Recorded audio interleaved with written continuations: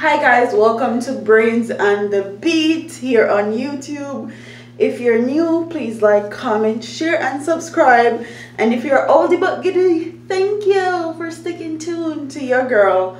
I'm sorry if you can hear a bit of an echo. I'm in a hotel bathroom, but the show must go on. And it says, alleged Riu rapist charged with a string of serious offenses. And this is going to be an update to the video that I posted a few days ago, and also continuation from my last video, because a lot of people had a lot to say in my comment section, especially Jamaican men, about my title and what I said in my video. So we're gonna start off with the article, and it says, detectives attached to the St. James Criminal Investigation Branch have laid charges against a Jamaican man following an incident at a resort in Montego Bay, St. James on Thursday, September 27th. Demar Scott, 24, otherwise called Ninja, an entertainment coordinator of Comfort District in Manchester, have been charged with the following offenses. 1. Illegal possession of a firearm. 2. Illegal possession of ammunition. 3. Assault with intent to rob, 2 counts. 4. Rape, 2 counts. Grievous sexual assault, 2 counts. Allegations are that 11:15 p.m. Scott forcibly entered the room of 2 female United States nationals at the hotel, where he brandished a firearm and sexually assaulted the 2 women. And as you guys know the story, one of the women was able to obtain the gun while he was raping another one, and she shot him, and he jumped through the balcony because that's how he entered the room, and left blood splatter and left his ID and all of that. So this is going to be a continuation. Thank God he is captured. Thank God that he is charged. And also, we're looking forward to a sentence that matched the crime. A lot of the time, these men rape women or children and they get away with it, meaning they get less or reduced sentences, and we are watching. Okay, we are watching to see where this is going to go. So the continuation from my last video was, my video was titled Jamaican men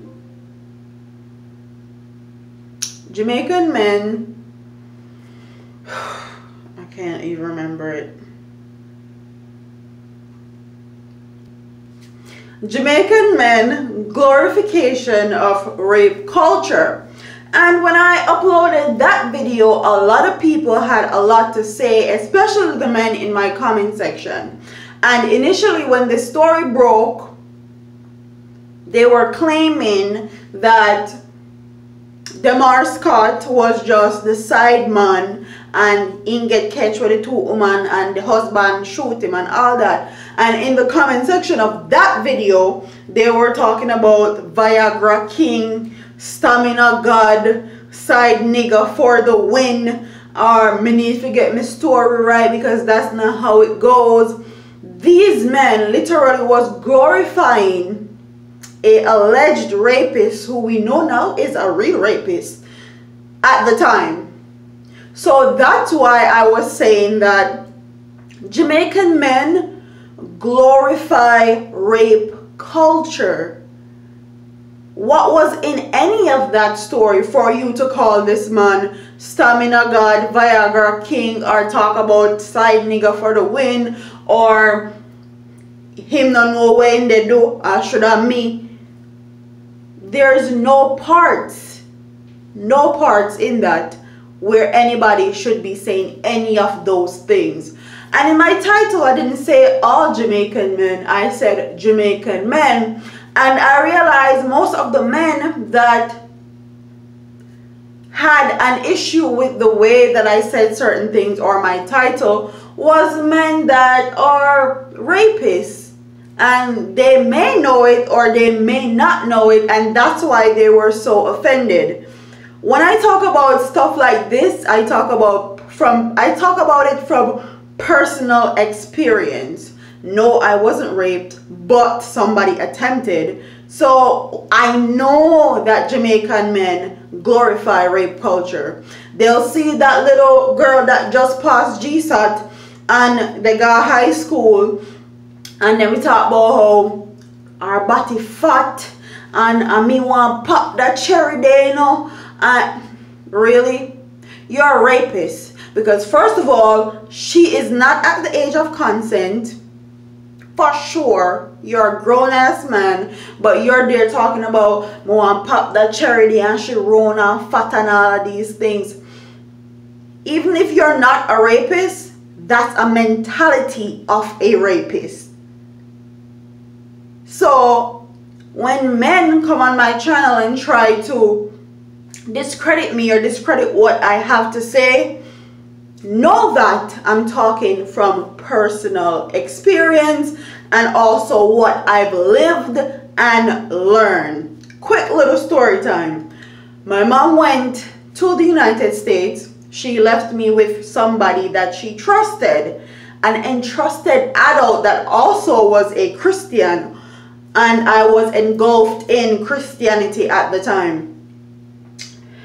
When my mom was leaving me with that particular person, I literally cried, bawled, begged, because I did not want to stay there. I wanted to stay with another person that I was accustomed to and I've been around all my life. And these two people that I'm talking about are both females.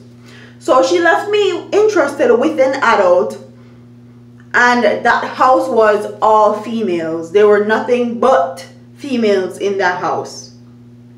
But these people had male family members that would come around from time to time, claim them a Christian and all these things. One particular day, I was in the shower. I don't know if I forgot to lock the door didn't have a lock, or I was just in a hurry, but the door was open. And I was in the shower, taking a shower. This family member, who is a grown-ass man, could have been my dad, still can be my dad at the time, came in the bathroom where I was, pulled away the shower curtain. My natural reflexes was to cover myself, and as you guys know, in Jamaica, when we're showering, we have these big long rags that we use to shower with, and that's what I was using. So my initial reaction was to get my rag and like cover, and it covered my boobs all the way down to my private area. And I was like, what are you doing in here? Get out. He would not leave, and I said, okay, I'm either going to scream rape or murder, or you're going to get out, so you pick. When I said that, he walked away. I know a lot of women or a lot of girls who things like that have happened to them, similar or worse, and they have actually been raped, and they are too ashamed to talk about it because Jamaican men like to victimize them all over again and talk about, oh, you did once, you maybe they act fast. No woman wants to be raped, ever. Ever. And even if you think, yeah, she a friend, and you have sex with her while she's unconscious, drunk, dip on crack, whatever, forcefully without her consent, it's still considered rape, contrary to popular belief. So when you come on my channel and defend rapists, don't be mad in my comment section when I say the only reason why you're offended about my title and what I have to say is because you are a part of the issue, and you are a man that have that rapist mentality.